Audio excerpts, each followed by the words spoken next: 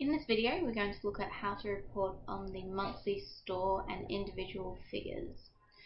So we need to go into the sales screen, and this time we're going to use tickets by cashier.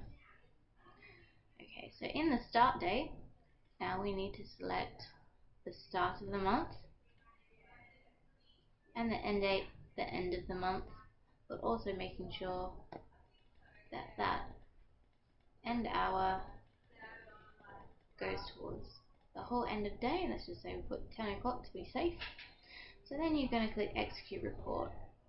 If you keep scrolling down, it gives you every individual staff member.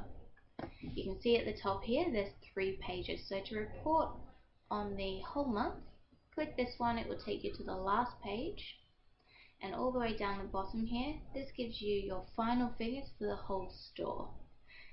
So to work out how much you made for the month in dollars, you need to take the grand total and add on the tax.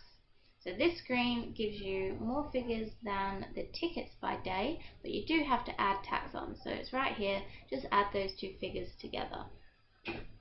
Now this doesn't take into account your makeover deposits, but it does take into account refunds, so you don't have to worry about refunds or exchanges.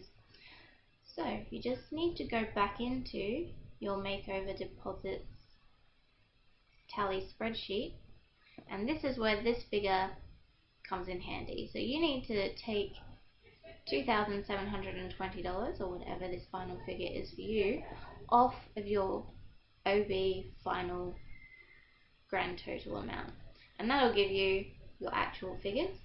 Now in here you can also take your end of month figures. So total transactions is how many customers that you've served, and then your average units and average dollars, just take straight from here.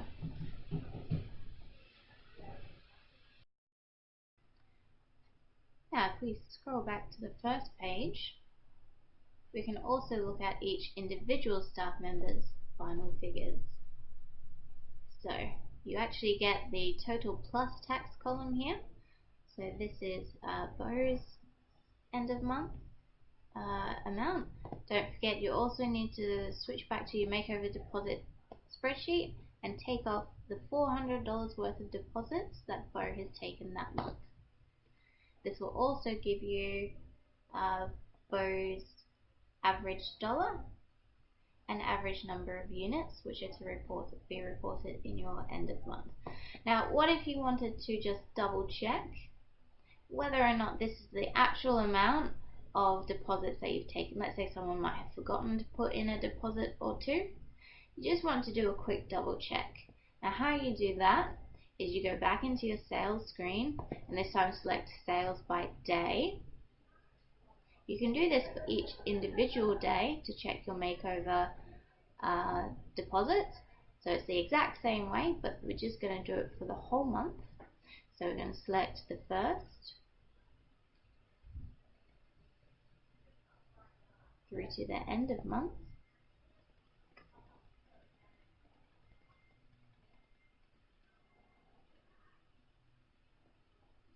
And let's just say we were to execute filter.